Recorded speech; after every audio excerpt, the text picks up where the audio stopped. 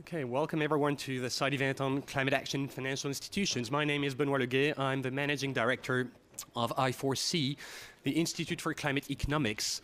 I4C is a think tank on the economics of climate change, and we have the pleasure to act as the secretariat of the Climate Action in Financial Institutions initiative.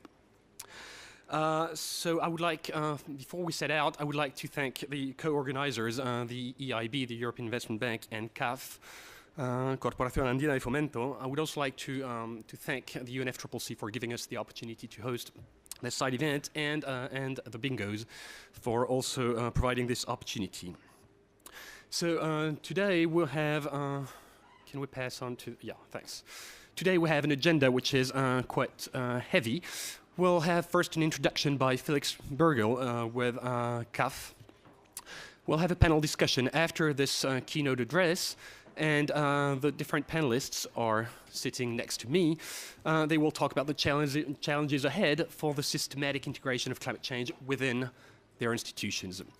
And we'll have a conclusion by Monica Catasta with the European Investment Bank.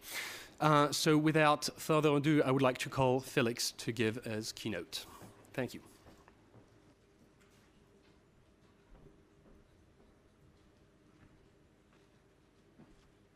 Thank you. Hi, good afternoon. The Climate Action in Financial Institutions was launched in 2015 by more than 20 institutions to build and share common principles and to help the countries in achieving the global objectives of the Paris Agreement. CAF is very proud to have been one of the charter members of this initiative. Countries around the world face the challenge of equipping their economies and societies for low-carbon, resilient policies to avoid locking into unsustainable development patterns. And the private sector faces the challenge of incorporating climate change risks into decision-making processes and harnessing the opportunities of low-carbon, resilient development. Financial institutions play a key role in addressing the challenges of a global low-carbon and resilient development, internally and through the relationship with their clients. The 5 voluntary principles of mainstreaming climate action within financial institutions: commit, manage, promote, improve, and account, provide a statement of leadership and a framework for collaboration and exchange of lessons learned. Mainstreaming, by definition, implies a shift from randomly financing climate activities to making climate change a core consideration and a lens through which institutions deploy capital. The initiative aims to provide an opportunity for financial institutions to learn from each other, ensure lessons learned around good practices are disseminated, and support the development of new approaches. Today, 30 institutions around the globe have joined the initiative and adopted the 5 voluntary principles for climate mainstreaming. Through this initiative, high-level representatives of member financial institutions are sharing their views on how to initiate the initiative can aid the implementation of the Paris Agreement. By contributing to design and implement low-carbon, resilient policies and business models that support climate change mitigation and adaptation while preparing for accompanying changes, and by integrating different economic actors into new development models and providing incentives and opportunities for them to engage. Also by managing climate change risks and uncertainties and generating climate-smart opportunities. And finally, by prioritizing initiatives needed to achieve development and reach the sustainable goals and meet fiduciary responsibilities. Since 2015, the financial institutions have started to bring responses and efforts as illustrated by the example and case studies presented in the Emerging Practices paper published with the help of the Mainstreaming Initiatives Secretariat. Most of us have undertaken efforts to incorporate climate change considerations in our operations. And the tools and methodologies developed by some supporting institutions are very innovative solutions. This is the purpose of the mainstreaming initiative, to share those efforts between the different supporting institutions and also with all the public and private organizations involved in low carbon and resilient development. For the 2017 to 2018 period, supporting institutions have decided to organize their efforts in the framework of 4 work streams: climate risks, mapping reporting initiatives and understanding implementation challenges, city-level climate smart approaches and financial instruments, and spreading a climate strategy into the whole organization. CAF has steadily placed climate change as a key component of its corporate strategy. From 2014 to 2016, the organization worked on the establishment of a climate change unit that is dedicated to developing mitigation and adaptation activities, as well as to raising awareness amongst internal and external stakeholders. Around the same time, a sustainable strategy was adopted upon the following principles: promoting the conservation of natural capital, facilitating migration towards a low carbon and climate resilient economy with social inclusion and equal opportunities. And by playing a pivotal role in promoting sustainable growth models under the principles of a green economy and investing in capital and green infrastructure in the region.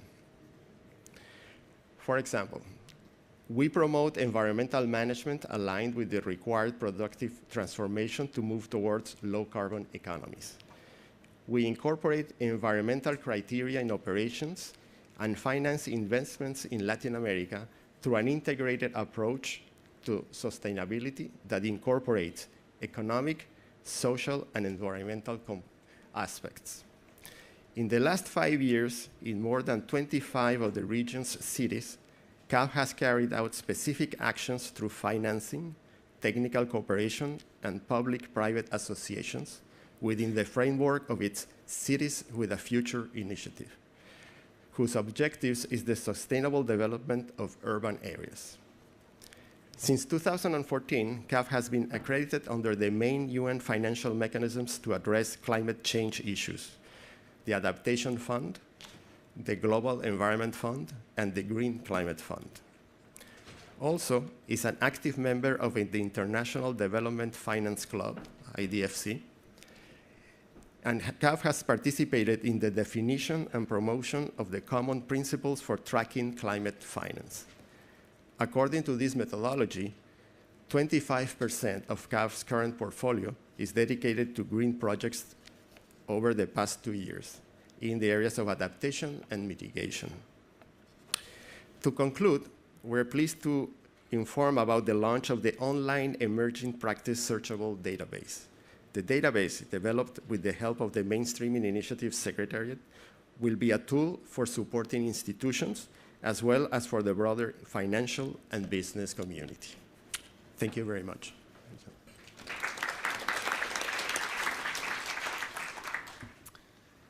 Thank you, Felix. I would like now to turn to the panel for addressing the challenges ahead for integrating climate change within the financial institutions. So the speaking order will be as follows. We'll have Damien Navizet, who's the head of climate division at the Agence Française de Développement.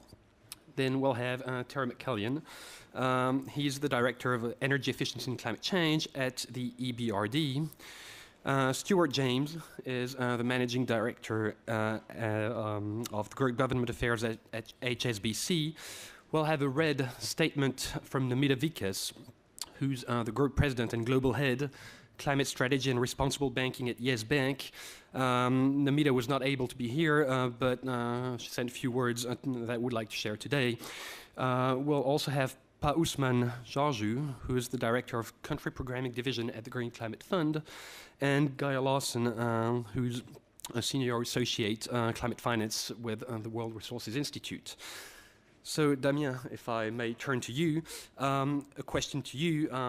What has AFD been doing to take climate out of the climate division that you head? Merci, Benoît.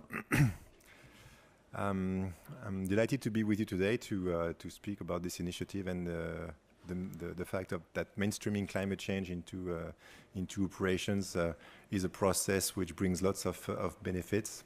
And you are correct, one of the stakes is to actually mainstream in the way that it goes in into every bit of the structure of our institution. So just a quick word on the AFD. We are the French development agency, and so that we are the French bilateral development bank. And so we operate in 80 or so countries across the developing world, financing mostly infrastructure projects. I thought that to answer your question, I should quickly scroll down the five principles of the initiative. I think it's a nice structure to try to sketch the landscape. First, the climate change strategy. In fact, we've had one since 2005 at the AFD, and we've had a second one in 2011, and the third one is coming up this month to be presented to the board. And each time we would renew the strategy, we could see the progress that was being made. It started out as an operational strategy, trying to support operations. And then the second one became a much more structuring tool with big institutional objectives. I'll come to that later. And the third one, today, we can see that it's not only about operations anymore. In the strategy, you'll find objectives and action plans that target really the risk department, the research department, the partnership department. So it's not only about operations. And my team is within the operations department of the bank, if you like. But I will soon probably end up trying to coordinate people broadly across the institution, and I think that's really something to be said. I should add that we've grown 10 times over the last 15 years. And I think that much of this growth was made possible because we embarked on financing climate change. And then, when COP21 came along, there was additional resources and we grew again. So completely satisfied by that. The second principle is climate smart objectives. So currently we have something that is already, I guess, very structuring for our operations. The objective is that 50%, so half of our yearly finance, is dedicated to projects with climate co-benefits, either mitigation co-benefits or adaptation co-benefits. It's a remarkable objective, but at the same time, we are a development bank, and so we can't really decide that we'll go 70-80% climate co-benefits. We still have to finance health, education, and plenty of other projects for which climate change can be taken into account, but it's not really the primary objective. And we will go further with the new strategy. I'm sure Benoit will want to know more. The third principle is about climate performance, and I think the best example I could tell you about is that when we started the strategy back in 2005, we decided to start calculating the carbon footprint of the project we would finance. It's really a messy exercise. It's ex ante, the project doesn't exist, you have to make all kinds of hypotheses. But it really brought a lot of new perspectives on the projects. And I would say that the primary function of this carbon footprint is really to know where we are going and what we are committing ourselves to. Of course, in some instances, the carbon footprint showed us that it was going to be a nice project with CO2 avoided, and it was okay. And then in other instances, it would show us how brown or gray project could be. And it allowed us at one stage to say, okay, we will never, ever again finance projects that are highly emissive, for example. And one type of such project, of course, is coal power plants. So we were able to use this climate performance not really to set standards, but really to know exactly where we were heading. The fourth principle is about managing climate risks. And so we applied, once again, firstly to the operations, trying to see how vulnerable, for example, the project might be against the price of oil, for example, or against adverse effect of climate change. And then today, the whole concept of climate risks are really exploded, I would say, and it's coming out of the operations. It's about maybe in the coming months or years, climate stress testing. It's about trying to define what's our global exposure to climate change can be as a bank. And I must say that all the things we've put in place, like carbon footprinting, and these are the tools, are in fact already, without knowing it, they were building blocks of a climate risk management strategy. Lastly, reporting, maybe the most important one. Of course, we now report every year for the last 10 years about the climate finance we deliver. So it's yearly approvals for mitigation, adaptation. We slice and dice according to countries and sectors. And I think this has also brought us little by little to be more and more transparent. And we're not quite there yet. I think there's always progress that can be made in terms of transparency. And perhaps as a hint to what's going to follow, financing using half of our finance to finance climate co-benefit is a nice story, and you might wonder what we're doing with the other 50%. But this is the suspense, and I should not be telling it right now. Okay, since you prodded me into asking you a question, okay, what exactly does that mean? I mean, we've read that the AFD committed to align 100% of its activities with the Paris Agreement. What does that mean? Well, it's not official yet, so you should feel all privileged. But the climate plan of the French government, which was released in July, decided that the AFD would have explicitly the mandate of implementing the Paris Agreement. And it was okay, because for some time we had been really applying our minds on what should we be doing about the rest of the portfolio that doesn't have climate co-benefits clearly. What are we doing with the other 50%? And so the idea emerged that to the very least, we should be able to report that 100% of our finance is at least consistent with long-term climate transition or consistent with the Paris Agreement. And what does that mean?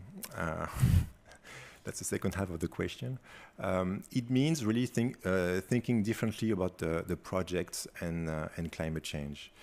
It means recognizing that as a development bank, our mandate is not to finance CO2 reductions, not only. It's really to finance sustainable development and long-term sustainable development. And I'd like to invite you to turn again to the Paris Agreement. That really says that. The third objective is making finance flows, and I think that's us, compatible with long-term pathways that are low carbon and resilient. And it also says that the finance we provide should be supporting country-driven strategies and long-term planning. And the decision of Paris invites all countries to try and build mid-century low-carbon development pathways. And so what it's going to mean in very concrete terms is that for every project in a given country, this country-specific context is going to be our guideline, trying to see what the country has set itself as a long-term low-carbon trajectory. In some instances, it's going to be harder than others, I guess. And then try to see if the project that is proposed to us is consistent, is neutral, if you like, or sometimes may go in the wrong direction. And the whole idea is to try and prevent ourselves from financing the projects that would be going clearly against the long-term transition. Right, thanks, Damien. Turning now to Terry. Terry, the EBRD has been quite active on climate for a number of years. What lessons are you willing to share with other financial institutions? All of them, of course. Good afternoon, everyone. It's great to be here, and I'm very, very pleased to be a part of the discussion on, fundamentally, how do we get banks playing the role in this area of climate change that we're all so committed to. I think I'll talk a little bit about why I think banks are important, and by extension from that, why the 5 principles of the mainstreaming initiative are important. I think it's important because it provides a distribution capacity. Banks, you know, I work for a bank. It's just a development bank. You know, we sit in London, we're very far away from our clients, but we're important. Just like AFD, we've got a strategy in this space. We also work very, very closely with financial institutions. We finance banks to deliver green financing. And I think this is incredibly important just to get distribution capacity. By definition, you know, energy efficiency and resource efficiency is something that happens in the real economy. It's something that, you know, whether the people in this room work for a private sector company or whether you live in a house or an office, it's something that we absolutely all have to think about. How do we play the individual roles in terms of mitigating climate change? Let's not talk about resilience just yet. So what do we need? We need to know what investments to make. We need access to funding. We probably need access to information. And I think banks, whether they're development banks like ourselves or commercial banks with a network of offices and branches and a suite of loan officers who handle the relationships with people and companies, are incredibly important in order to provide that funding and to provide information actually on what it is that people can invest in that aren't just good for the environment but are probably good business investment decisions as well. Now, what I know from our own point of view, and for those of you that don't know, the EBRD was the institution that was set up after the collapse of communism. It had an initial fundamental role in helping with the transition from communism to a market economy. Climate wasn't necessarily something that existed at the origins of the EBRD, but the EBRD has had an energy efficiency financing team since 1994. A bank that has had a group of people looking at financing energy efficiency. This was because of the nature of the economies that we started to do business in. Energy wasn't priced properly, resources weren't priced properly, the environment wasn't protected properly. So, in some ways it was obvious that the EBRD should have an energy efficiency financing team. Coming out of that, I would say that from that point of view, it's really important that when you deal with a client as a borrower, that you put someone in the room who understands their business. This is something that we've found. I mean, it's not, you can have a banker in the room with a steel company, but if you've got someone in the room who understands how a steel company works, where its expenses are, what percentage of its expenses are in something like energy, and what technologies can be implemented, and what the internal rate of return of those investments are. This is really what gets investment decisions made, and it's what helps to get limited capital to the priority investments. So I would say that loans, and let's call them green economy loans, that's kind of the language we use at the bank, they make good business. They improve the cash flow of the underlying borrowers. Okay, it turns out that they save CO2, they reduce water consumption, they optimize the use of materials. But they also have, an internal rate of return of maybe 50, 60%. When I look at the case studies of the things that we finance, money talks, and these things save money and reduce CO2 emissions. So it's good business, and that's why I think that a focused approach on getting more and more banks signed up and adopting a strategy and adopting these principles is very, very important. It's been a good business for us. Just the work that we do with financial institutions alone, we now work with 130 commercial banks across about 30 countries, where we provide bank-to-bank funding, but we help them develop products for on-lending for energy efficiency, resource efficiency, and renewable energy. This works. We do about €500 million of investment a year. Through that distribution capacity, we've managed to reach something like 120,000 enterprises. This saves probably about 10 million tons of CO2 a year, and yet it's still all sound banking and good sort of business practice to invest in these things. So that all sounds, really rosy, but it's not easy. You have to have a focus, you have to have a strategy, you have to do something different if you're a bank and you want to finance the low carbon transition somehow. If you want to unlock all of that value. And I think this is why the 5 principles are very important.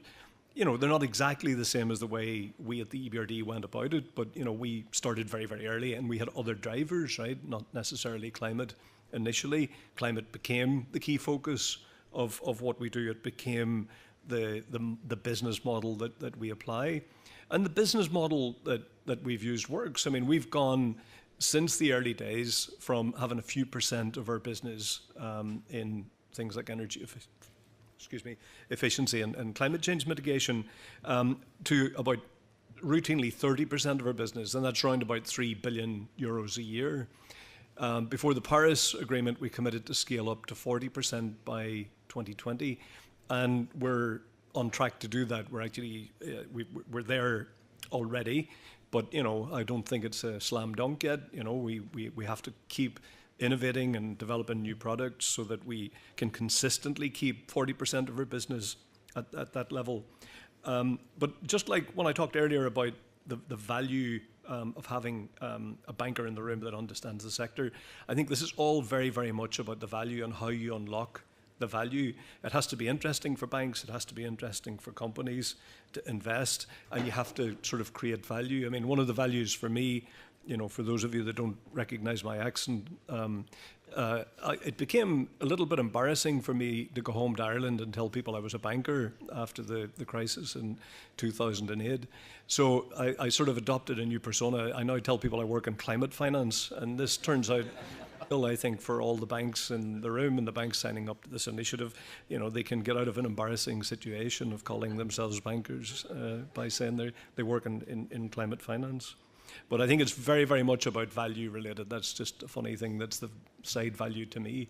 It has to be of sort of good business potential, as well as finding a way to get money to things like energy efficiency that save energy and reduce CO2 emissions. Thank you.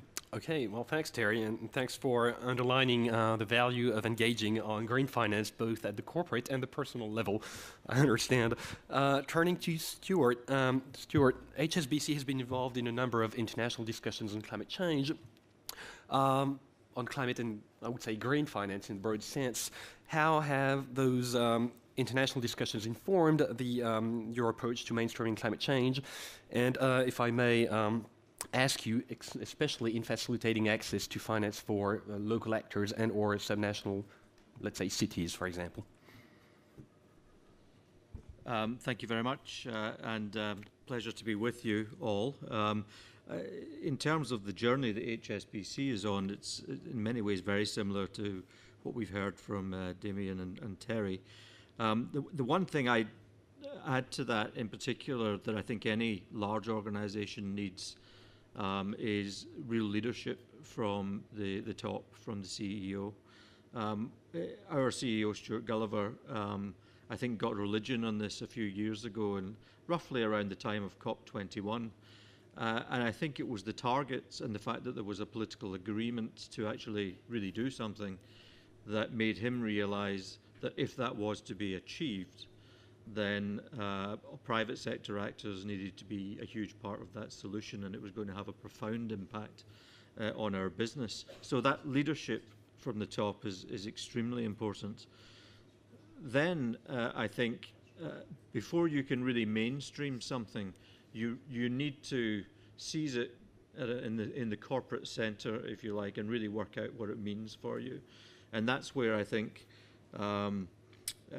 we were involved in a number of international policy discussions, if you like, to try and better understand what this was going to mean for our business, and then to be able to articulate that within the organization, whether it be about climate disclosure or developing metrics and an understanding of the risk that we face with the assets on our books, if these assets are heavily tied to carbon, etc. But also the positive side of that, to start thinking about, well, what are the new energy sources, and how can we get our business people beginning to develop business lines that are going to be sustainable in the future and moving away from what they've done traditionally. So we set up this year to mark that central push, a sustainable finance function.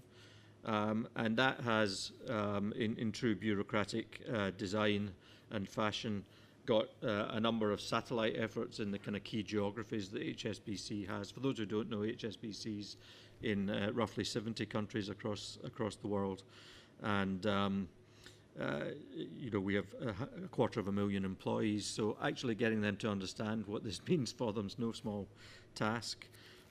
But having set up that, the next thing that you do, I think, in a financial institution in particular, is you put targets in the scorecards of all your senior business managers. The managers of your global business lines are then assessed and appraised at the end of every year on the extent to which they have achieved a set of goals that are related to making HSBC's business more sustainable.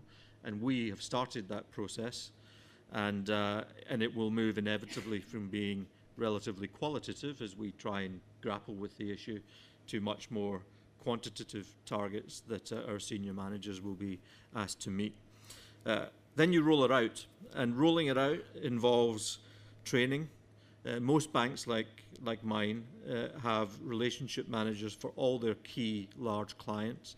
All these relationship managers need to understand what this means for the business, to be able to articulate to these clients where HSBC as a financing institution is going, the risks we will not take anymore, the kind of investments we do want to look for in the future, and to try and help the clients come along on that journey, because you don't just want to throw them overboard and abandon them unless they really don't get it. So there's training all our relationship managers, really understanding risk, climate-related risk, and how to go about what a roadmap is for decreasing that exposure in a sensible way. We need to think about our own disclosure publicly to all our investors, and so that the broader community of stakeholders knows what we are doing and how we are changing as an organisation.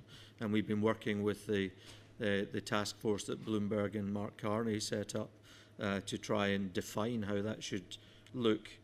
And of course, we need to actually look for business developments in areas like renewables, etc., where, as I say, our business people are actually thinking very positively about this and trying to create opportunity.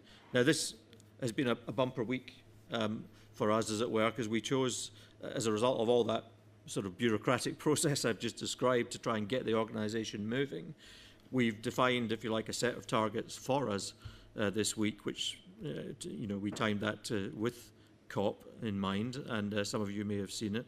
So we have now committed to $100 billion worth of sustainable finance and investment by 2025.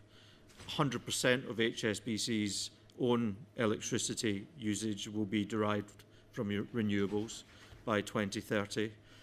And that's not just a sort of dry thing about you know, measuring where we get our energy from. It actually means in some markets that we'll be working with the authorities and the markets in these countries to help them actually create markets in renewables so that we can meet our commitments.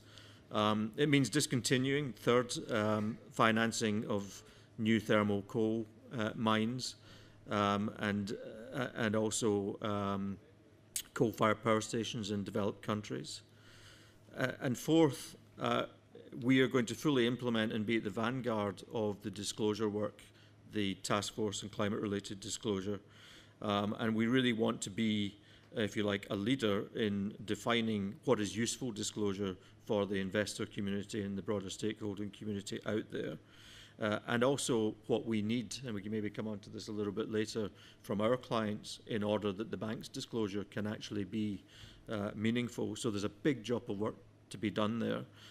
France is leading the road, of course, leading the way on this in many ways with Article 173, and we may see, certainly I'm sure, requests or proposals for Europe to follow suit. But there's quite a lot of learning to do in the detail there in defining metrics. And finally, we've set up, this is our fifth commitment, a centre of sustainable finance, which aims to actually be at the sort of bow wave of knowledge creation in many of the public policy debates that surround this agenda. We've mentioned disclosure, but also blended finance. How do public sector balance sheets and private sector balance sheets be put together, sharing appropriate risks so that we can actually generate the huge volumes of finance that are needed if this transition to a low-carbon economy is to be successful. What does a green centre, a green finance centre look like? How can you develop a language of markets that's about sustainability and green in the way that we understand that markets have a language of credit risk at the moment? All that needs to be worked through so that we can actually put finance and the money that institutional investors and sovereign wealth funds have in the markets. We can put that to the aid of this huge transition, and it doesn't sit on the sidelines. So that's what we're about at the moment. Okay, and since we're getting closer to Christmas, what would you need from your clients in terms of disclosure to support your mainstreaming activities? You know, there's not a simple answer to that. The first thing we need from them probably is a commitment to implement themselves the recommendations of the task force on climate disclosure, particularly if they are, you know, a heavy carbon-intensive industry or in the power sector, etc. We need them to get on board and make meaningful disclosure so that we can judge where we are relative to them in terms of our own risks. We also want to work with the TCFD Secretariat. At the moment, there will be sort of rather siloed sectoral approaches to thinking through how to disclose meaningfully. So we need to tie these siloed approaches together so that the finance industry is learning from, but also, you know, telling the other sectors how it's going about this exercise and understanding the technical side and nature of the exercise. So two things: one, commitment, and then two, through the TCFD, to actually join up and understand how each other are approaching this. Okay, thanks, Stuart. For the next 5 minutes or so, I'll be speaking in the name of Namita Vikas with Yes Bank because she couldn't make it to the COP. So please, well, it's not me speaking, then again, it's Namita. Yes Bank, India's 5th largest private sector bank, is the outcome of the professional and entrepreneurial commitment of its founder, Rana Kapoor, and its top management team to establish a high-quality, customer-centric, service-driven, responsible Indian bank catering to the future businesses of India.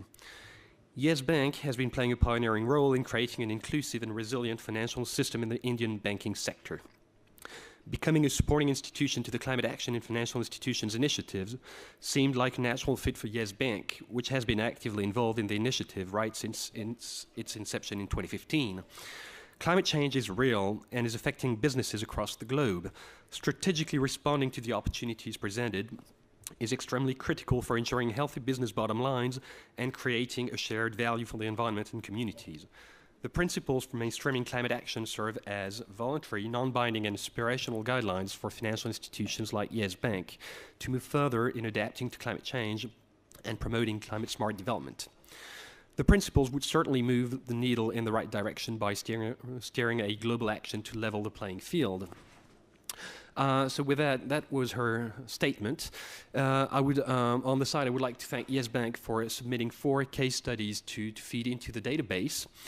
And on the side, Yes Bank is also noticeable because it's a private bank, and it's a private bank from a developing and or emerging country. We thank Namita for her input, and I can turn now to Pa Usman. So, Pa Usman, what is your view on the 5 principles? The GCF is not a member of the initiative, but you're present at this panel. So what is your view on the principles? Thank you very much for this opportunity. The GCF sees these 5 principles as a very important initiative to help the financial community learn from each other and also to move mainstream climate change. And committing to climate strategies, we think financial sector actors would have to show their commitment to climate strategies by developing their own policy instruments, and this can be done with the support of central bank and financial regulatory authorities. They can show such commitment by investigating and investing in low-emission climate-resilient business deals, We know that unless financial institutions have enough business of this nature to invest in, they will continue to be going on the business as usual pathway. In terms of managing climate risk, the financial institutions need to manage climate risks more rigorously because climate risks are increasing, becoming operational risk for both financial institutions themselves and their clients. Recent studies on the impacts of climate change on financial stability indicate that the importance to identify, disclose, and manage such risk, and we expect such requirements would be progressively scaled up to be integral part of the regulatory frameworks of the entire financial system. In terms of promoting climate-smart objectives, we think this can be promoted by sharing experiences and best practices between financial institutions. There is a lot to learn from the financial institutions in countries such as Bangladesh, China, Indonesia, Mongolia, to just inspire others to follow up their footsteps. In improving climate performance, we think we need to have management systems that would further improve and enable deeper monitoring of the progress achieved and also better understand what still needs to be done. With such developments, we can expect climate performance to be more operational, and the organizational performance of the financial institutions can be guided and would be very useful for the corporate clients. And finally, in order to account for your climate action, all actors, including financial institutions, need to develop a culture of accountability to self-assessment and also accountability assessment by the tiers. So when it comes to climate action, we should all be able to track and monitor our greenhouse gas footprints of our own and also that of our clients. And we should ensure that the climate change becomes a key part of what we do in our business endeavors. Okay, thanks, Pat Usman.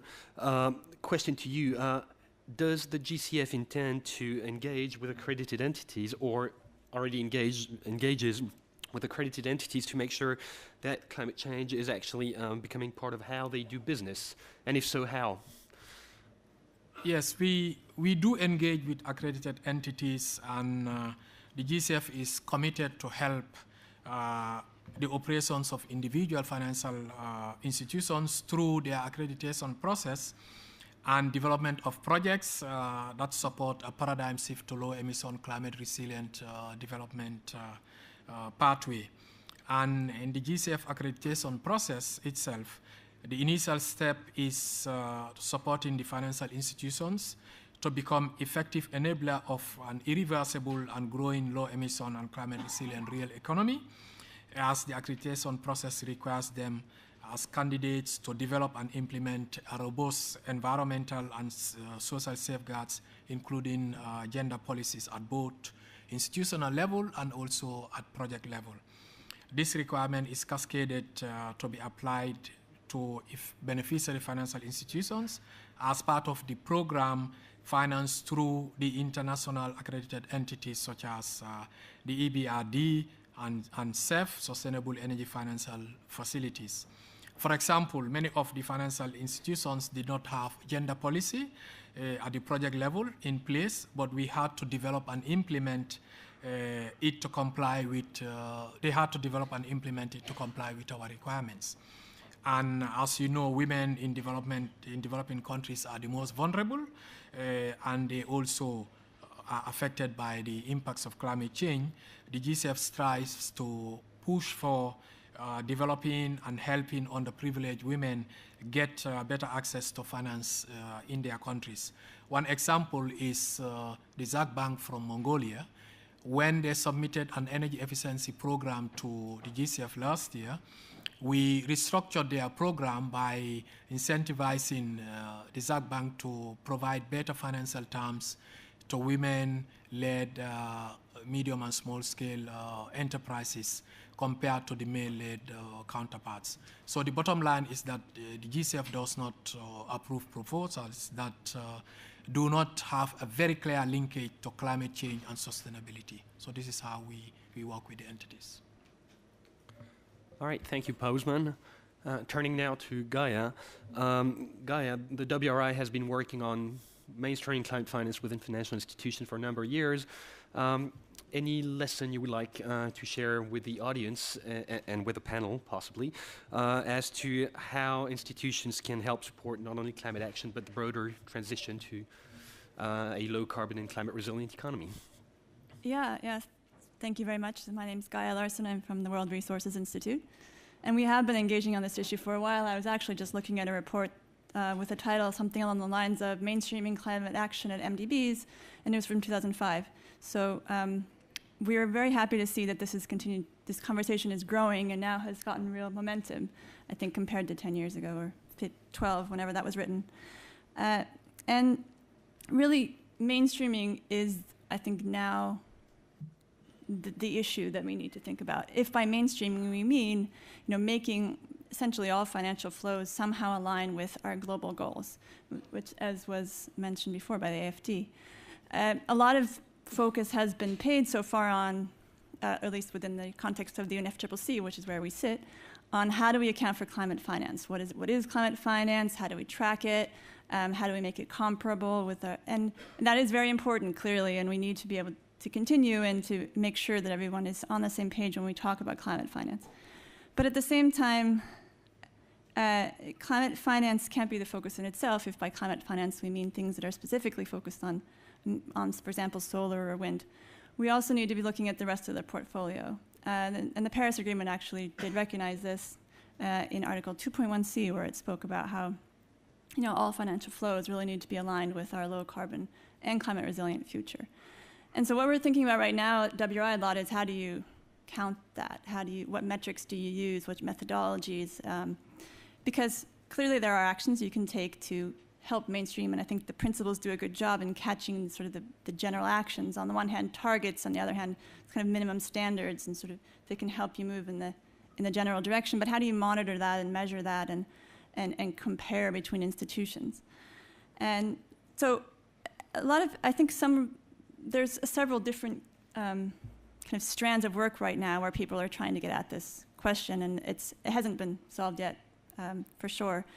And one of them is the net climate finance conversation that the RMI, the Rocky Mountain Institute, was part of starting, which talks about, okay, so you have climate finance, but then what about fossil fuel finance? So their methodology there is essentially to subtract the fossil fuel finance from the climate finance and see what your net finance is in general, which is an interesting approach. Other approaches, something that WRI is quite involved with together with the UN Global Compact, is the science-based targets. So far it has been focused largely on corporates in terms of, for example, businesses like Mars and IKEA, but these companies, it's moving more now into the financial sector, helping institutions look at not just how do you track, for example, greenhouse gas emissions for your entities, but how do you track and then set targets based on what the science projects over the next, however many years, relative to your sector and the amount of sort of activity that you have within your sector. So it's a different way, again, of approaching this question of how do you account for your impact overall. And then within my team at WRI, we've also looked at, or started to try to look at the portfolios of, starting first with the multilateral banks, and thinking how do you look at a portfolio and say if something is aligned or not. Clearly, it's easy for some things, like solar power or wind power is generally thumbs up, that looks good. Coal, generally, in most cases, not going to be aligned with a low carbon future. But then, if you look at most banks' portfolios, there's a really big gap in the middle with lots of things that aren't either solar or coal. And that includes particularly things like transmission and distribution systems for energy, or in some cases, natural gas, for example. These cases where it really, it depends on the circumstances as to whether this is something that it's supporting a shift towards a more, low carbon sustainable future or not. So what are the metrics there and how do we develop that? So right now, actually, we are about to start to bring together experts on looking specifically at the transmission and distribution question to see if it is possible to develop metrics there where you can kind of look at what would you look at when you look at those projects to see if they're aligning, because you know, an electrical wire can carry any kind of electricity. But what are the things that need to be put in place to make sure that this is not locking in the wrong kind of energy going forward? So these are just some of, I think, the initiatives that are trying to tackle that question of how do you monitor the bigger impact of a portfolio. But as I said, we haven't found the answers yet. And so I think it would be actually really interesting if this initiative could continue to explore that question. You know, a lot of the people that are engaged in this initiative and the institutions are the ones that are, you know, sort of experts on what the institutes are doing now, and maybe can help think through how do we monitor that and how do we come into a sort of a more an agreement on what it is that we're counting and what it is that we're measuring in terms of an entire portfolio, not just climate finance. Okay, thanks, Gaia. A quick question on resilience and adaptation. What appears to be needed by financial institutions to take it into account? Yeah. Well, I only have a minute, I think, to answer the question. So I will just say that I think resilience is really a quite interesting topic. On the one hand, it's extra hard because it's even more difficult to define, because you could have, for example, again, we go back to my solar or wind power plant. That's, you know, it has to do with mitigation. But on the adaptation side, you can have, for example, drip irrigation in one area, and it's not really helping people adapt because they have plenty of water or for whatever reasons. In another area, that's exactly what they need. And so again, you start to get into the difficult questions of how are you monitoring overall portfolio, particularly when it comes to adaptation. On the other hand, adaptation is really simple. It's just making sure that whatever your activities are doing are, you know, have in place plans for the future to come, and that they're based on sound data, and that data is, you know, is reflective of actual scientific trajectories of what's coming. And that also that the projects they're not just built so that they themselves can withstand the future, but also that they don't negatively affect the resilience of people around. So if you have a company, you know, building, for example, a manufacturing site, you want to make sure that that site's going to have enough water and electricity going forward, and also that the communities around will have that as well, so that you're not stealing their water. So I think, you know, those are some of the things that we're exploring at WRI in terms of resilience. Is how do you kind of follow about many of these different tracks? One, just mainstreaming in terms of making sure that everything really is based on sound data, and WRI has a lot of data that it shares in various ways for free, everyone, on water, on forests, etc.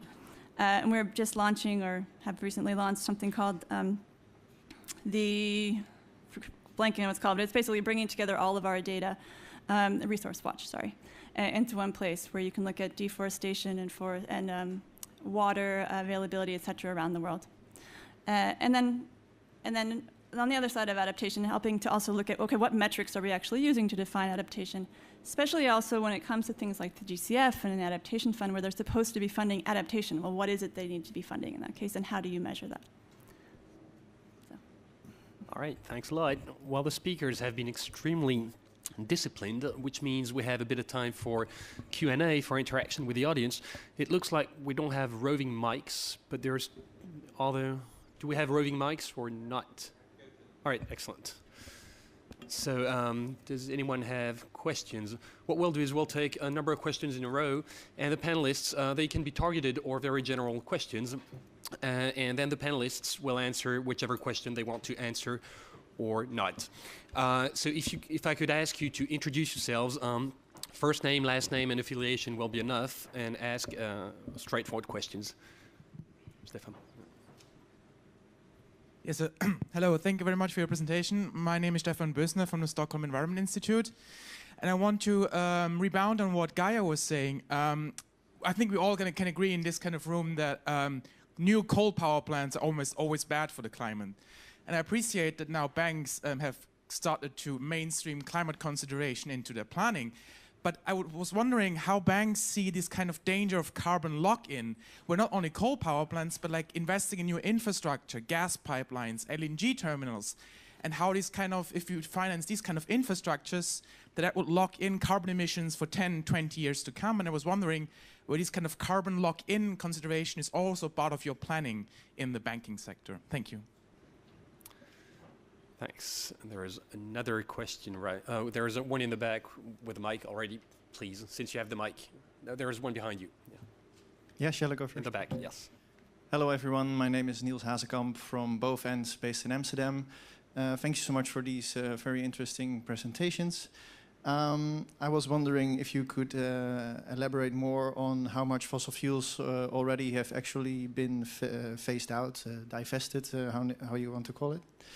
My second question would be if already ECAs, expert credit agencies, are part of your initiative, and if not, if they could be in any way be part of it. And my third question would be, looking at the Paris Agreement, we all know that fossil fuels have to be phased out very soon. And what is for you an end date when you will phase out coal, when you will phase out gas, when you will phase out oil? Thank you. Thanks. Yes. Hi, I'm Patrick McCulley from Rainforest Action Network in the US. Question specifically for Mr. James. As the gentleman from the SEI just mentioned, you know, there's a huge amount of coal power being planned right now in the developing countries, about 1,600 new plants that are in the pipeline. And those are almost all in developing countries. And so, you know, to have a policy which just says we're not going to fund them in developed countries where the industry is almost, not quite, but almost comes to a halt, is not very meaningful. So I wonder, when do you see HSBC coming up with a complete exit from financing of coal power? Secondly, related to that is tar sands. So my organization's just come out with a report for the COP on private bank financing of the tar sand sector. HSBC comes out as number 8th largest bank in the world for funding tar sand. So I wonder also when HSBC is going to get out of that sector. Thanks. Hello, Emily Gerard from Allen's Law Firm in Australia. It's an elaboration probably of Stefan's question, going to supply chains, or more particularly the incentivisation of waste stream, whether that's also assessed carbon inputs into product manufacture and then also product disposal, so life cycle considerations and where they're factored in. Thanks. All right, thanks. That's it for the first round of questions. I also have a targeted question for Terry, because I was intrigued. You stressed the value of engaging on green finance. If you could be a little bit more specific to the audience and say where the EBRD sees value in engaging on green finance, and if it's good for business, that would be most appreciated. Start so that the other panelists can start thinking about the type of answers they would like to bring to the panel, to the audience. Yeah, no, I mean, really what I would like to do is just come back to the title of the session, right, and the mainstreaming initiative and the principles. You know, the title, The Challenges Ahead for the Systematic Integration of Climate Change Within Financial Institutions. I think this is back to what I was saying earlier about we've got to get the banking sector, the private banking sector, working with their clients to give them financing for energy efficiency, resource efficiency. You know, I'm going to say demand-side energy efficiency. It's not really a terminology that's been used here, but everybody sort of tends to jump and focus on the supply and the infrastructure side of things and the energy side of things. But, you know, the biggest sort of area that needs to be unlocked is demand-side energy efficiency. Sort of as an intro to that, you know, when I talk about what's the value to getting more banks engaged, you know, I think, you know, the questions will be answered, but at least you've got banks up here that are already converted. You know, we're at the forefront of thinking about how we change our practices and our business to deliver a green financing component, maybe not for 100%, like AFD said, but for a significant part. And I think we have to be careful here when we want to bring more private sector banks into this mainstreaming initiative. You know, if the first thing that you say to them is, how are you going to account for what you do, you don't really open up the door. So you have to think about what's the opportunity, what's the value that you have to convey to them. And let's not talk about risk, but on the value side of things, it's, well, what are the new products that they can develop and what's the incremental business? what's the value to their clients? You know, does it improve the creditworthiness of the borrowers? Again, it's back to the thing about the internal rate of return. If there's cash flows from the investments as well as something like CO2 emission reductions, it improves the creditworthiness of the counterparties. That's also important to the banks. For the companies, there's all sorts, or individual borrowers, there's all sorts of other co-benefits, right? There's the quality of products produced. I mean, I could give you lots of examples. There's the comfort level in houses. I think what we have seen is at least some evidence that the underlying portfolio of the green financing products that we have through local banks performs better than the portfolio of banks at large. Now, that has to be in part to do with the fact that those customers are more satisfied as well as being more creditworthy. Then, I mean, if just last thing really, there's also, these are sort of questions, but how do we bring more commercial banks in? Is this something that's linked to the climate finance world? As, you know, Pa Ousmane said, you know, they're providing concessional funding and technical assistance to accredited entities. We've got a big program with them that we will roll out to commercial banks. But if we can pull banks into this initiative, and if they adopt these principles and develop a strategy, does this mean that they then are more attractive to the climate finance world and more attractive to the Green Climate Fund? And is that then an incentive to bring them in? The other big agenda, and it'll be talked about all around this event these weeks, is the whole green bond area. Is it something that helps them prepare for, you know, a more streamlined approach to mobilizing capital in the capital markets, but in accordance with the good practice of green bonds? So I think we just have to be very, very clear here that the purpose is pull in more banks. We need to mobilize them. We've got 30-something banks, I think, signed up to the mainstreaming initiative. We don't have enough private sector commercial banks, and we have to think, how do we convince them of the value to them of getting involved and scaling up their business over time? And it's not to sort of give bankers work, right? It's so that they can make loans and distribute and disseminate financing and information and skills that really make a difference on the demand side use of things like energy efficiency. Okay, thanks, Terry. Anyone on the panel would like to respond? Questions? Damien? Yeah, merci. Rather quick answer, because I guess the questions were not directed at me. I'm sorry to take the floor. There was the mention of locking in emissions as you invest in certain technologies or as you finance them. As I was trying to explain earlier, one of the key criteria when we are going to define whether a project is consistent or compatible with long-term transition, the risk of locking in emission is going to be one of the primary criteria on top of everything else. And so we already are trying to some extent to evaluate this, and it's not always easy. It might be easy for a coal power plant. It's not always very easy when you look at transport systems, for example. And I think to complement what was just said, I think we hope to be able to bring more institutions into the initiative. Probably the Climate Summit on the 12th of December is going to be one occasion to attract new members. I think we are missing a few important partners in the initiative at the moment. Probably the export credit agencies are one of a kind, but I would probably would like more than an ECA to attract a big institutional investor like a pension fund or an asset manager of a rather large size. I think this would be terrific, and if it comes from Northern America, even better. Stuart?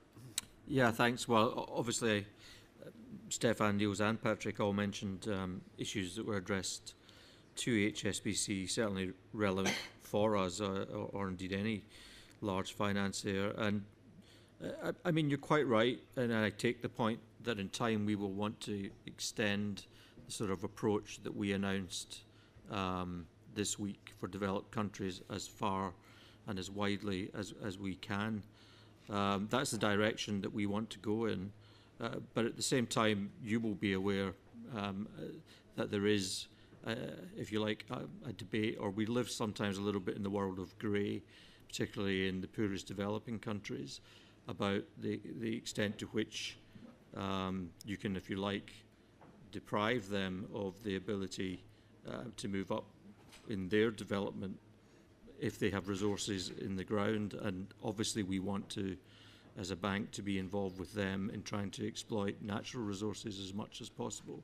But not everybody thinks that you can be as black and white about it in these cases. What we try to do as a bank is to be as forward-leaning as possible, so that if we're involved in investments, that we bring all the sort of knowledge and the standards and the codes that we can bring to it to make exploitation of resources as clean as possible, using the most modern technologies, etc. But also the direction of travel is clear. And last week, just as you mentioned, tar sands, some of the team went out to Canada to have discussions there and to really try and understand what more can be done there with that industry to, to bring it into line, to make it part of if you like, the direction that implements COP21. And we will have to make judgments about that depending on how these sort of discussions go. So we don't hide from the question, but we try and be forward-leaning to make investments as clean as possible, and the direction is clear that we want to go in. All right, Postman, would you like to react? Thank you. I think the discussion is all premised on Article 2C of the Paris Agreement, which clearly state out that in order for us to move to a paradigm shift of low carbon climate resilient development pathway compatible with 2 degrees or 1.5 degrees, we need to ensure that financial flows are consistent with this pathway. And the sooner we make this happen, the better it would be for us, not only from the climate change perspective, but also from the cost efficiency perspective. And the financial sector being the backbone of any country's economy would need to play a very central role in this. And as the GCF, we would be there to collaborate with the financial institutions to see how this could be done at the level of the developing countries. And I think this is our role. We would try to provide incentives so that it would be easier for them to follow this path.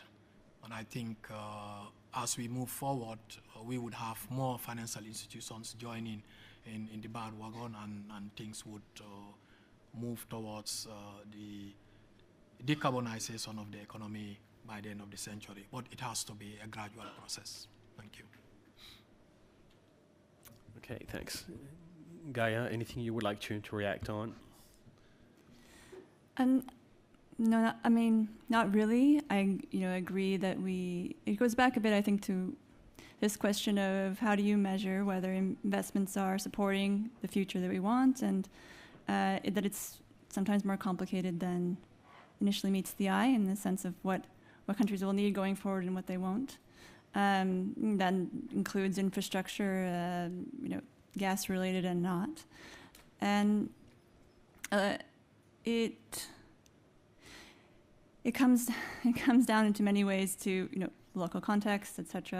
Our analysis of the banks, a working paper that we put out a few weeks ago or months ago, I guess at this point, looking at the World Bank, IFC, and ADB, found that most of the investments in infrastructure and energy fall within this sort of gray area in terms of the relationship to climate. It's, again, transmission and development, distribution, it's natural gas and other such things where it really depends on the context as to whether it's supporting the 2.1C or not. All right, thanks.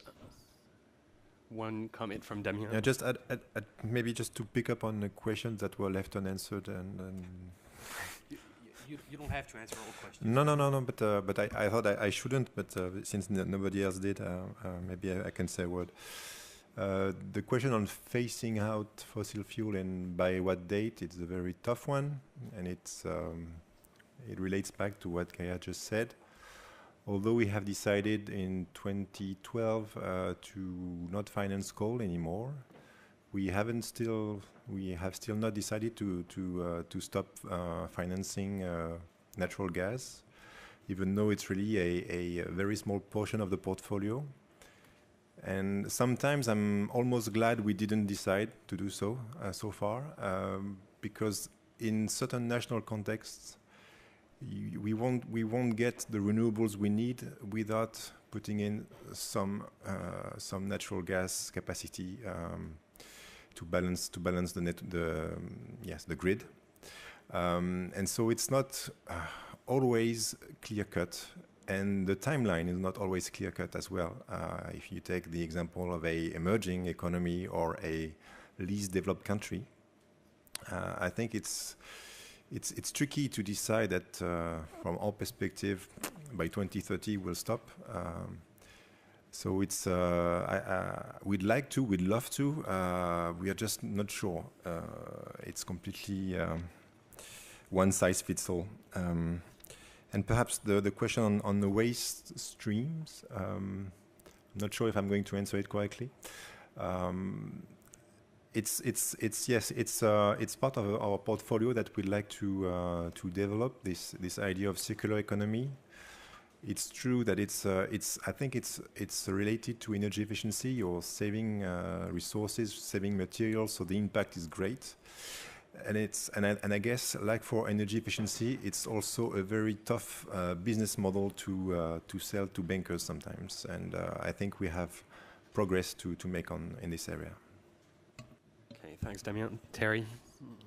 Yeah, I'll maybe just say something about supply chains, because I think that's a very, very topical question, and I think it's also linked to the question on the export credit agencies. On two levels, I think the first one is that there's a lot of good standard, well-accredited materials and equipment that isn't available in many countries that we work in. So the whole idea of removing trade barriers to those technologies, identifying what they are, and having some positive way of, I guess, promoting their uptake. I mean, some examples, countries we work in, things like in the process industries where you've got waste heat, well, where you don't have waste heat recovery systems, you know, it's just energy that's sort of going through the roof. So the ability to increase the market penetration of things like waste heat recovery systems that is close to zero in actually most of the countries that we do business in, very, very important. And that has to be done, I think, through some sort of a trade agreement, working also with suppliers of these equipments in countries that make them, and sort of building the connections between the two. This requires banks to step in for letters of credit, credit enhancement, all these sorts of things. The second sort of part of supply chain, and this is all over the place, I mean, we've worked with glass companies and we've got them to work on recycling of glass and setting up the logistics and even setting up business to collect and recycle and reuse the glass so that they can integrate it back into their process. We work a lot with agribusiness companies to use them as a financing mechanism, the same way that banks are important to intermediate funding. I think agri companies can be intermediated in order to reach out to their supply chain. And then the last one, I mean, people talk about biomass a lot, and we've done work in a couple of countries to look at how we can use agricultural residues better. So the problem there is there's never enough of it. You don't know whether it's secure and it's a steady supply. So, you know, investors won't make the capital investments in the plants. So what we've tried to do in two countries is set up a marketplace, and, you know, it's like, if you wanted to give it a polite name, it's like an eBay for biomass. You could give it an impolite name as well, but that's what it is. It's a platform where biomass can be put on the platform and people can bid and take the biomass, and all of a sudden you create the ingredients for a project financing of the biomass industry to take off, and that's also very important. So I think supply chain is very topical. I think we're going to hear more and more and more about that as we go forward. All right, we'll go for a second very quick round of questions. So I would ask for extremely concise questions and extremely short answers from the panel.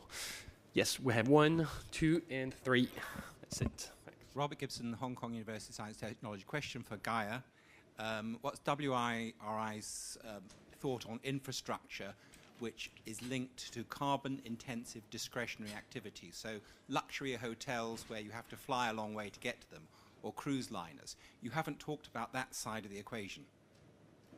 Okay, while the mic flows to Nancy, there's a gentleman in the back. My name is Matthias Larsen. I'm with the International Institute of Green Finance, which is a Chinese think tank working with the Chinese government on greening the financial system in China and internationally. My question is the role of China in putting climate change in international financial institutions. What do you think, how good are their engagement at this point? Multilaterally, AIB, New Development Bank, state-funded, Chinese Development Bank, Exim Bank, Silk Road Fund, and also commercial and Chinese investment banks. Thank you. Okay, Nancy. So Nancy Sage from the European Investment Bank in the climate team. We have about 3,000 staff that we need to inform, train, and provide capacity building on climate change. So I'm completely dumbstruck with the thought of trying to do that for 250,000 people. You mentioned high-level leadership and compulsory training, and that is obviously very important, the top-down leadership to the rest of the organization. But to you or to other members of the panel, ideas about how we go from the other way. How do we mobilize, motivate, and really energize staff in a big organization when they have many other challenges to be climate change champions and help with this mainstreaming? All right, thanks, Nancy. Now, who wants to speak? Less than 1 minute per speaker, please. Gaia? Well, I think there was a question directed at me, so I can answer that one. I mean, if the question is, what is WRI's stance on infrastructure that supports sort of really a higher carbon future, then that's not necessarily infrastructure that we think would be well placed, right? It's not a good investment. Now, what exactly those high carbon activities are, one also needs to look at the data on that, and whether it's a resort, the degree to which that is high carbon, one would have to look at the context and the information and relative to other potential economic activities there, and what would the trade-off be? Hopefully that answers the question. Okay, thanks. Anyone else? Yep. Very quickly, ideas for bottom-up motivation.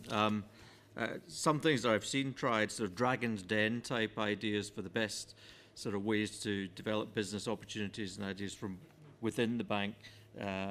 Within the teams, right at the coalface. Bad choice of words, sorry. In order to sort of bring forward new ideas. Other stuff that you're doing in the community, and all large organisations have that. Make sure at least some of that is focused on climate-related activity.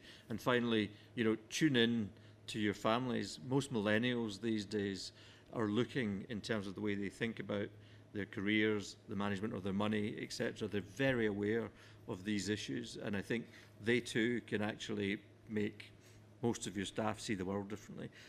And just finally on China, I think China has been a real key to unlock this debate over the last 5 to 6 years. I know it's driven by political necessity within China and the issues they've had with air pollution, etc.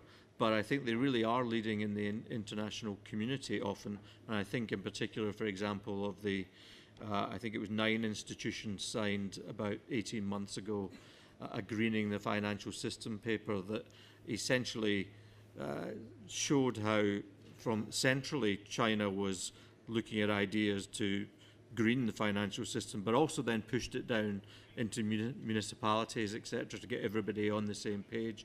And that was very idea-rich, which other people have then picked up and followed. So I think they have a key role.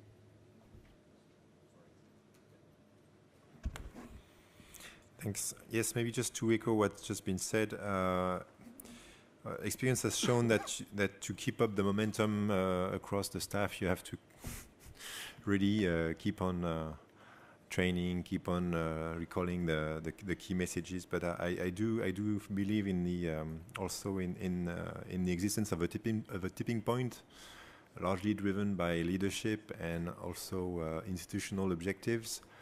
When the strategy becomes so structuring that everybody has to do their part, and when it's a positive project, let's say. I think it's also a very important driving force through the staff for each to do their part. And on China, I can just completely agree with my colleague on my right.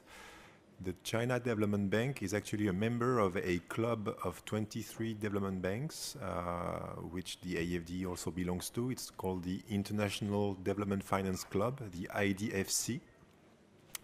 And this club was created 6 years ago, so it's a rather young club, and really the core of the exchanges and cooperation between the members was about the GCF and climate finance, and the CDB is really implementing sizable amounts of climate finance domestically and also abroad. So yes, they are big heavyweights. All right, Terry. I think on motivation, until you get to the point where green financing's mainstreamed into the activity of a bank, and then maybe it sort of kicks in and people do it because that's what they want to do and what they like to do, and they do it for the worth of the thing. I think, and I can't believe I'm going to say this, but bankers can be a bit mercenary, I think you give them targets until you get to that point and hold them accountable for the targets, and then just All right, thanks. Well, to close the event, I would like to invite Monica Scatasta to come to the podium. Monica is the head of Environment, Climate and Social Policy at the European Investment Bank, and she's representing the EIB's Vice President, Jonathan Taylor. Monica, the floor is yours. Thank you, Benoit, and good afternoon, everybody.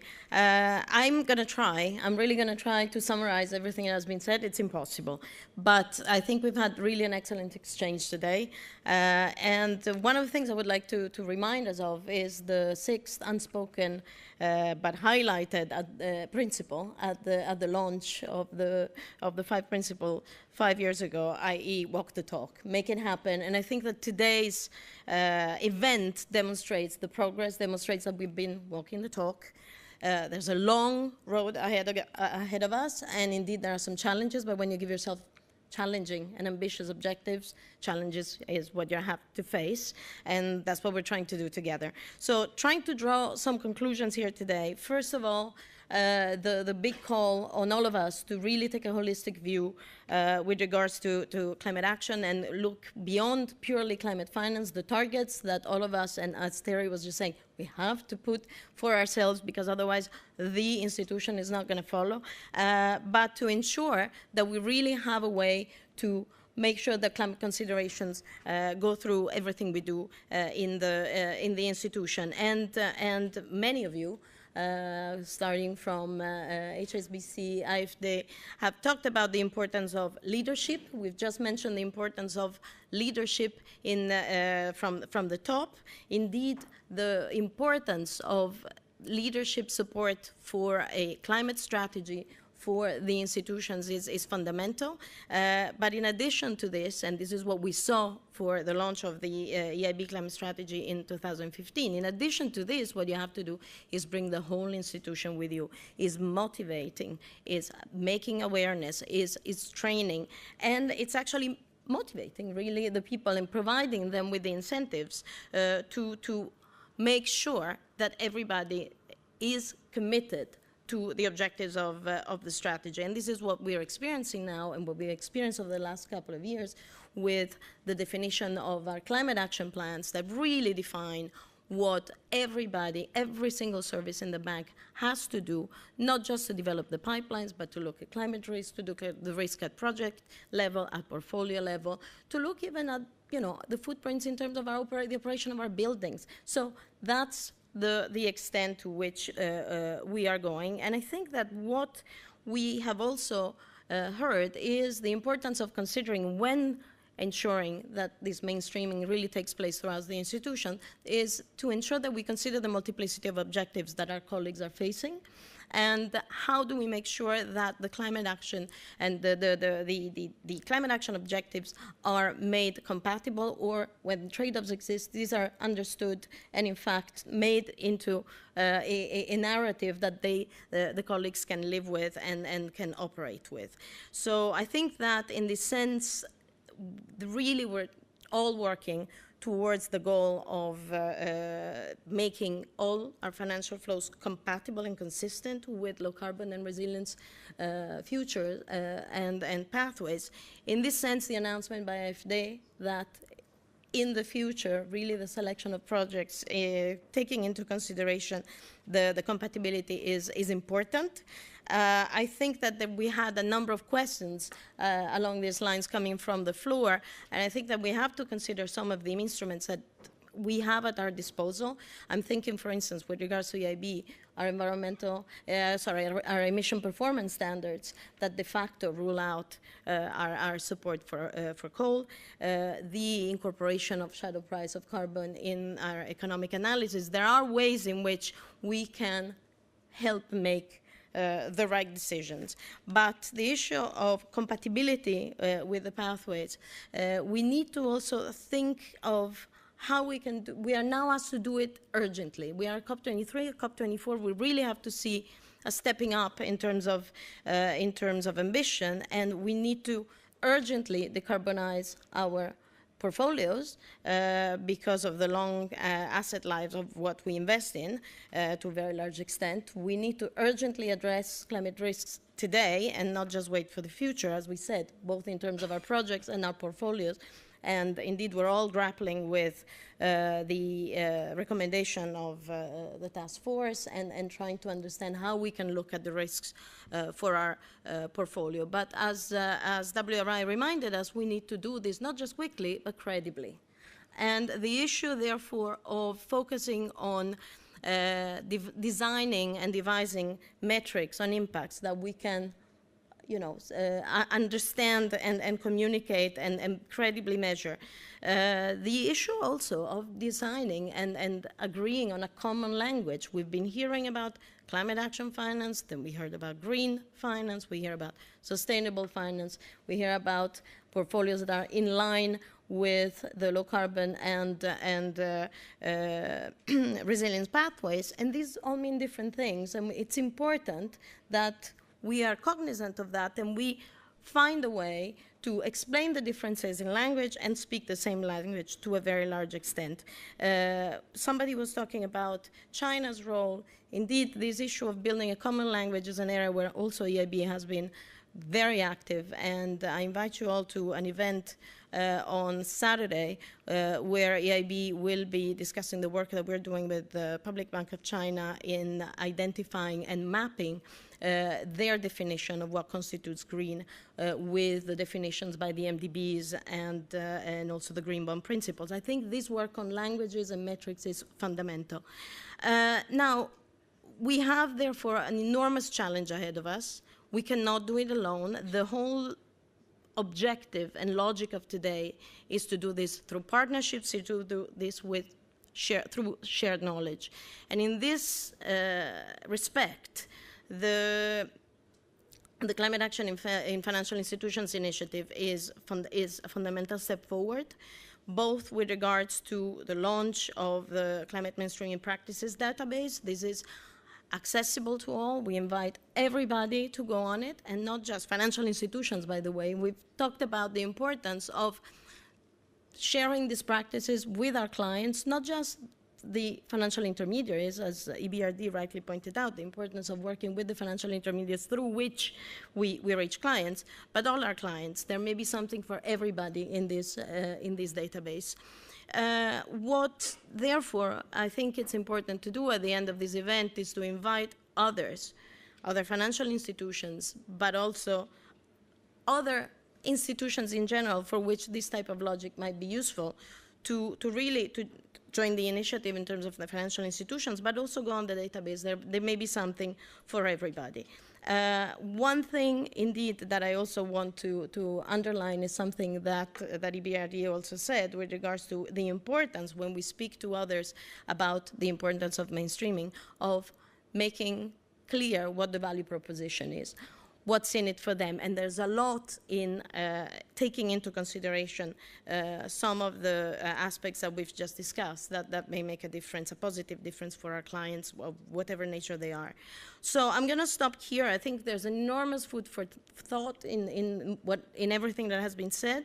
And the most important point, I think, is that by bringing together private, public entities that share knowledge, have a continued dialogue, and really try to learn from each other.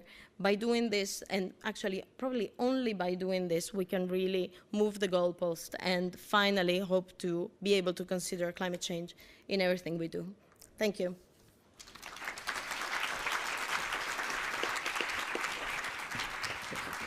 Thanks, Monica. And before we thank the panelists, I have 4 announcements for you. To echo what Monica said, if you want to join the initiative, even if you're a large North American pension fund, you can come and talk to Damien, but otherwise you can talk to any member or to the Secretariat, have a look at the website, etc. And that's the first announcement. Second announcement, if you don't know what to do on December 11th and you happen to be in Paris, there will be a mainstreaming event. You are cordially invited to attend. It will be back-to-back with the Climate Finance Day and on the eve of the One Planet Summit. So that's possibly a very nice occasion to spend a weekend in Paris and a couple of working days. Third announcement, in the meantime, don't forget to look at the Climate Mainstreaming Practices database that Felix mentioned. There's almost 50 case studies that have been submitted by financial institutions, so lots of material to look at. And the fourth announcement, if you don't know what to do in the next 10 minutes, I would encourage you to stay here. There's the next side event will be focusing on the role of business in the facilitative dialogue. It will be moderated by Nick Campbell, and it will take place here in 10 minutes. So whether you decide to leave the room or stay here, it's your decision. And I would like to thank the panelists in all cases, and thank you for your attendance.